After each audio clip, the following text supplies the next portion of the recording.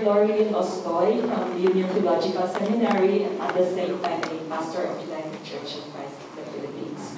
Yung tanong ko po, kasi yung understanding ng peace talagang magkaiba. So do we still see a point of convergence? And if there is, how thin or how thick is that point of convergence? Kasi minsan ako feeling ko parang wala ng point of convergence. Pero pag nakipag-negotiate po tayo, kailangan hanapin natin yung saan yun. At ngayon ba, nakikita pa ba natin na merong point of convergence for us to go on with the peace talk?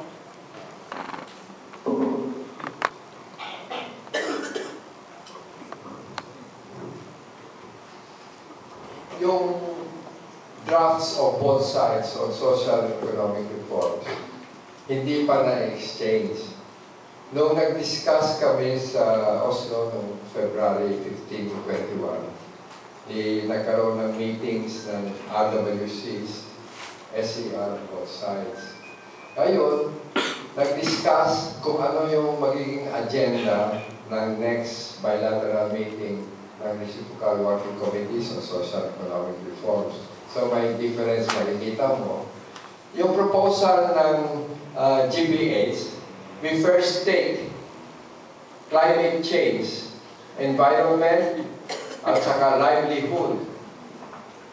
Ang point ng NDFP, the roots of the armed conflict would be addressed by taking up land reform and national industrialization.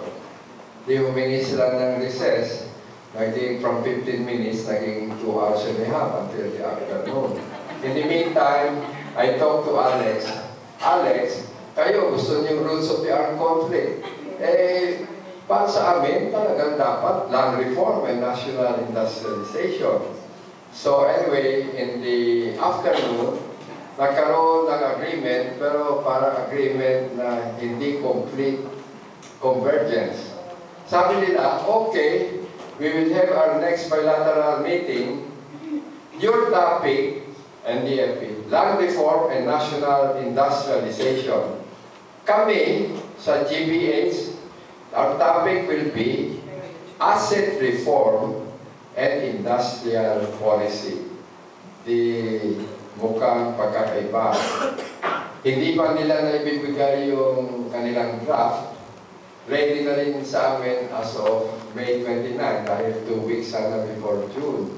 Nag-propose kami na magkaroon ng press conference and exchange of drafts, digital and hard copy, para at least mayroon pag 2 weeks pag-aralan kung ano yung point of convergence, ang matrix, kung ano yung pareho, ano yung iba. Tapos, ang practice namin, maghahanap ng alternative formulations.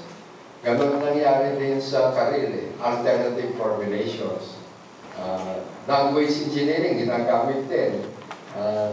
One example I'll say is, ayaw nila no prisoners of war. Sabi, hindi, ayaw namin yan. Status of belligerency na naman kayo dyan. So sabi na, sige, maghanap tayo. Basta yung nahuhuli at under the custody of the NPA. So, captives of the armed conflict. Ayaw namin yan, captives of the armed conflict. So, may iba pa, sige, maghanap. Si Romy Capulong, si Joma, magaling mag-language engineering. Finally, after ilang oras ba yun? Finally, nag-propose ganito. Persons deprived of their liberty for reasons related to the armed conflict. We all acceptable. 12 words instead of 2. Pero, ayun. Yan. Sa history ng peace negotiation, basta both sides are willing to look for solutions, makikita, nakukuha rin, no? Maraming ganon na provisions. No? Tignan mo yung Karil, that was studied by both sides in detail. No? Pero kung minsan, kahit tapos na, gusto pang humabol, pwede pa bang palitan nito? Hindi, napirmahan na yan. So, ay ganon. Ngayon, ano yung points of convergence? We still have to get a good idea kung ano yung what they mean by asset reform. What do they mean by industrial policy? Mahirap na mag-speculate, no? Pero kung titignan mo yung Philippine Ecumenic Plan 2010 to 2016, you will not be so encouraged dahil diyan dapat mas maraming investments na papasok on mining and all of that. No? Yan ba meaning nila by industrial policy? Then there will be big difference. Kasi gusto natin industrial projects that will develop the economy, and we want this to be in the hands of Filipinos, not foreigners taking away the wealth. Then there should be policies to protect the rights of the workers and the Lumad and the indigenous people, and to make sure that the environment is not destroyed. Maraming ganun naman. So, tingnan natin kasi mahirap ngayon sabihin dahil hindi pa nila na-present yung draft. Kasi kung tuloy itong September 12 sana, dapat by August 28, mag-exchange na ng drafts. Ngayon, nagpapakan pa dito sa compliance with JASI.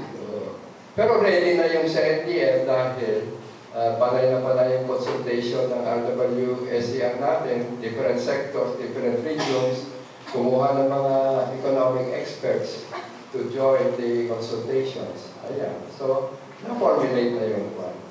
Pati doon sa special track, merong 20 industrial projects na being considered to be part of the alliance and truce.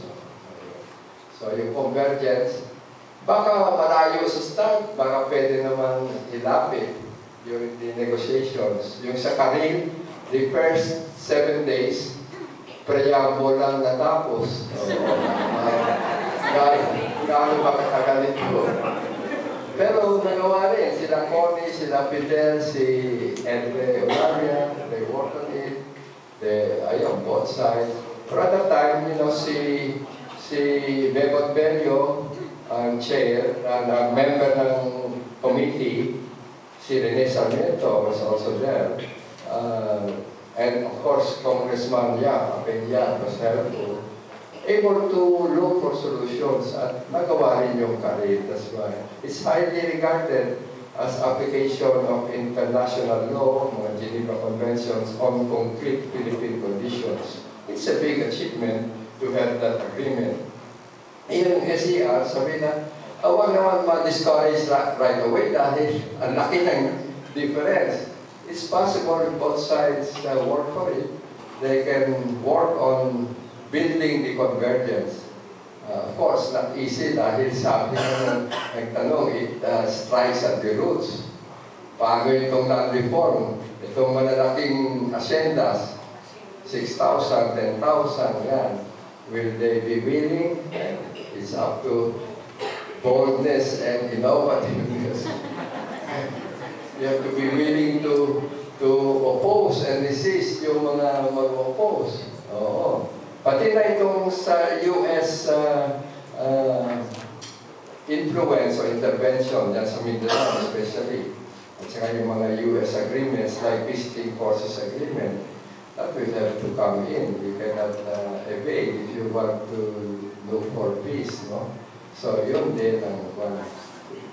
So anyway, parang sabihin, wala nang convergence. May possibilities pa rin to build, to seek and to build or making the convergence.